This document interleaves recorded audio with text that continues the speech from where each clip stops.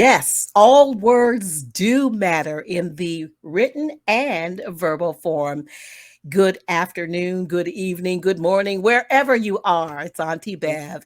And this is my podcast, All Words Matter, where I interview people, mostly from TikTok, who have interesting stories to share, but they write well or they speak well or both. And that's what Oh, this podcast is all about, communication. So today it gives me great pleasure to introduce to you Sharon Langley, who is an author. All right, Sharon, thank you so much for joining me today. Um, you captivated me because when I saw you on TikTok and you left a message, you said that you were a writer, and I thought, oh wow, and she wrote a book. So I wanted to make sure that I got a chance to share with my audience more about you because you didn't just write a book, but your book is really based on some real history. So first of all, why don't you share with the audience a little bit about who Sharon Langley is? well, I just want to say thank you for having me. And who is Sharon Langley? Well, I would have to say I am a reader, a writer, a lover of words, and definitely a lover of Black history. Wow. And I'm all of those things too. So that's another thing we share in common. So Yeah, let's talk a little bit about you live on the West Coast now, but you were yeah, actually born and raised on the East Coast in Baltimore. I'm yes, just that's curious, true. how different are those environments in your mind? Okay, well, I have to say the first thing that I noticed when I moved to the West Coast is I did not really need my winter clothes anymore, right? The leaves don't really change, right? Hardly any snow. People say there are no seasons in California. There are. It's just a little more subtle, right? But what are the great things about California, especially Southern California? You could go to the beach, you could go to the mountains, you can go to the snow, and pretty much all in one day. So yeah, it's true. Now, there is a joke that if the weather is really good on New Year's Day and people are watching a certain football game or a certain parade, that is what makes people want to move to sunny Southern California. Because while the rest of the country is in a deep freeze, we are in flip-flops and cutoffs at the beginning of the year. So That's there so you go. very true. Well, tell me how you got interested in writing. Was that always a passion of yours ever since you were a child, or did you wake up one day in adulthood and say, you know what, I think I might want to write something? No, you know what? I have always been a writer and a speaker. In fact, my kindergarten report card said, "What? Talks too much." So, as a writer, you really get to use what is your natural gifting. I love words, love learning new words, love using new words. I have written poetry since I was a child. At one point, I became an elementary teacher. And so I created skits and plays for my students to perform for their parents. And so in that environment, you're surrounded by creative, talented, expressive people. And it's only natural that you have the opportunity to develop and display your gifts. This particular book was the result of an interview that I had done maybe 10 years earlier. And the first version of the book was written, I would say, more for adults and perhaps even high school or secondary use. Became a supplemental text because students could read about the history of integration in amusement and entertainment spaces, but it didn't really tell the story for younger readers and their families. So I have a co author for this book, Amy Nathan. And when she and I got together, We actually collaborated probably over a 5-year period by phone and by email. And I said, perhaps we should use my background as an elementary educator to tell the story for students, their parents, and younger readers in general. And so that's how the book that you saw came to be. She had done quite a But you're directly connected to the book. This isn't just a book. You have a direct connection to the book, which I thought was fascinating. well. Please share It that. well, it's true. It is a story about my family's involvement and participation in integration in Baltimore in the 60s.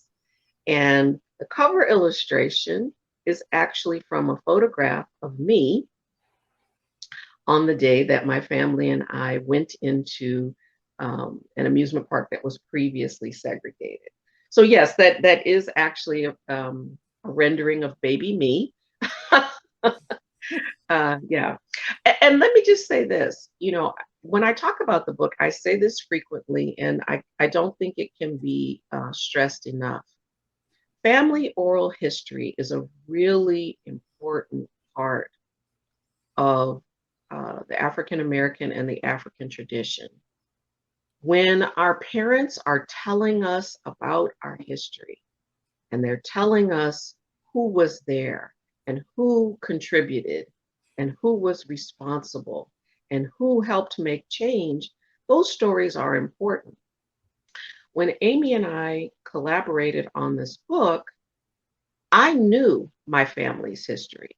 I knew that we were there, and I had been told about it as I was growing up, right? Now, I might not have known, in fact, I didn't know some of the elected officials or some of the other social activists or clergy people. I didn't know them. She knew that part of it. She had researched that part of it.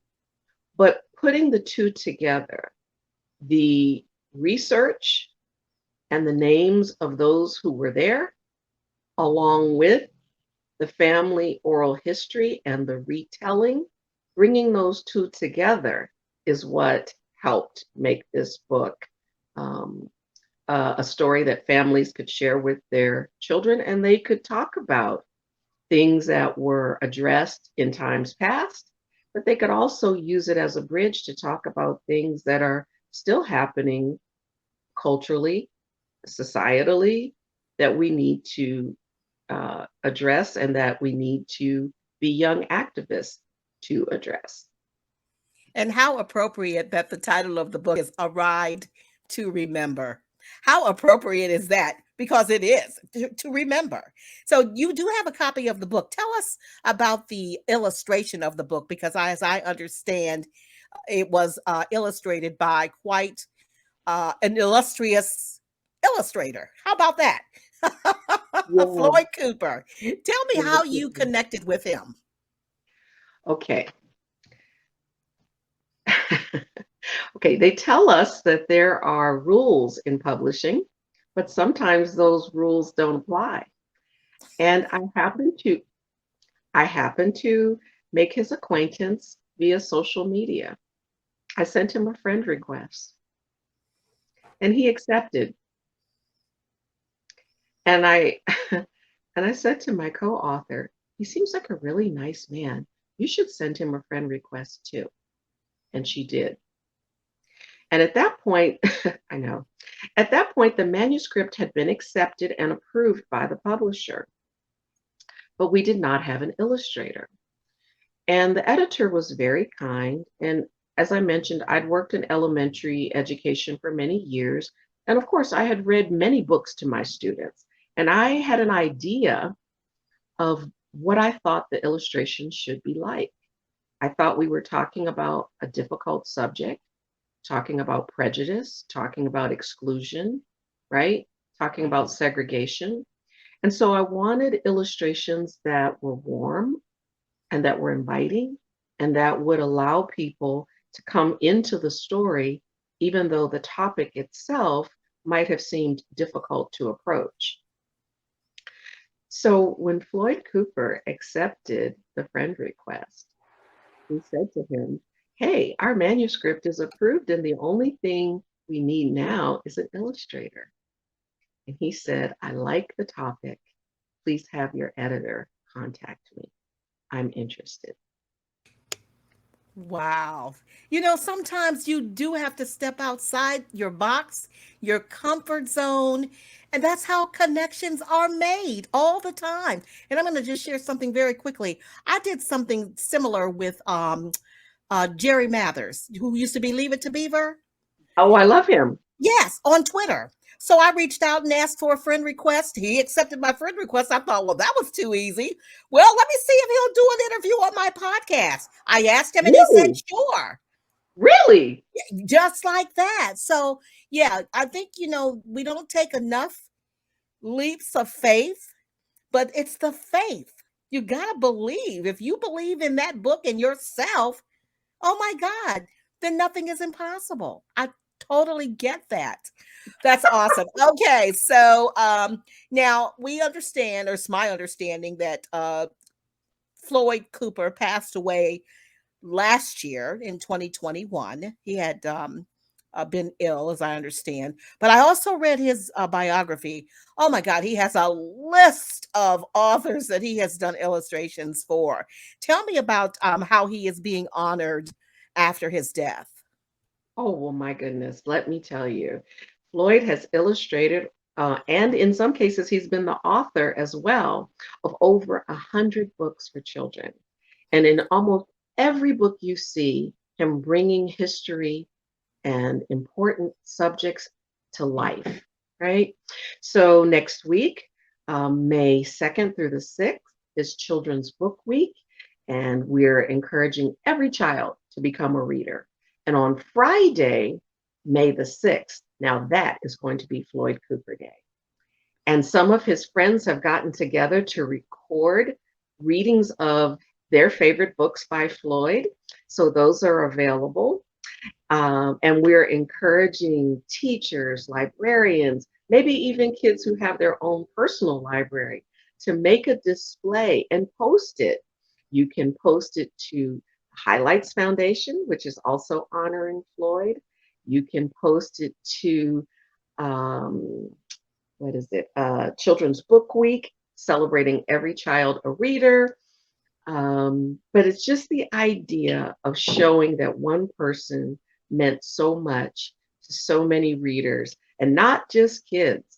You know, there are a lot of adults that love his books too. And if you don't mind, I'm going to throw one more in there. Dolly Parton Yes. has the Imagination Library where she sends books to children from birth to age 5 in Tennessee. And she selected one of Floyd's books, Max and the Tagalong Moon. So Dolly recorded herself reading that book, and now she has added a tag to remember and recognize Floyd. Oh, that's awesome. What's the name of the book again? Max and the Tagalong Moon. It's the Wow. story of a little boy who wonders why the moon follows him when Oh, he leaves. I used to wonder that too as oh, and the sun. Okay. Now I'll have to read that book. He, All he, right. won- So we, He wonders why the moon follows him when he drives from his grandpa's home to his home at night. How does the moon know where to go? that is an amazing story. It sounds like I will have to check that book out. All right. Well, in the few minutes that we have left here, I want you to share a couple of things. Why you believe communication, good, solid communication and vocabulary is important in a person's life. Oh, wow. You're going to take me back to my high school English teachers, Miss Franz in the ninth grade and Miss Elrod in the 10th grade. Because you have so many choices, you have so many ways to express yourself. When you're with family and friends, you have a vocabulary and a vernacular that's shared among you. When you're in a business setting, You have another whole range of words that you can use to communicate and articulate your point when you're with friends. So it's just the richness and the idea that you have so many ways to share your information with so many different groups of people. You have another book on the horizon? I do, but I can't say yet. We have to wait. Oh, well, We have when to it wait. okay, We have so to wait you'll until just it's announced. promise me Okay. this, once it's published that you'll come back and be a guest and share more details. How's that? I would love it. Thank you, Auntie Bev. Oh, you're so very welcome. Well, on that note, guys, I want to thank you so much for tuning in. It has been a pleasure. I hope you have learned some things from Sharon Langley. Please pick up a copy of her book. And Sharon, where can they get a copy of your book? Okay. So, you know what I'm going to say to you? You can always order it online, but if there's a bookseller or bookstore independent in your neighborhood or in your community, they could really use your support. Go in, ask them for the book. They can order it for you if they don't have it on the shelf, because that's where we do a lot of our in person author visits. I love going to bookstores. Sometimes I will read from the book, answer questions, and sign copies. So if you have a chance to go to your local bookseller, I'm sure they would appreciate seeing you and they'd be happy to order it. Or they may just have it on the shelf for you. And I appreciate you being here. Thank you so much. And I appreciate you who always tune in to this podcast to find out what's going on and how to improve your own communication skills. Until next time, remember this: you have gifts to give the world. So find your own unique voice and prosper. Take care. Thanks, Sharon. It's your time. Let your shine.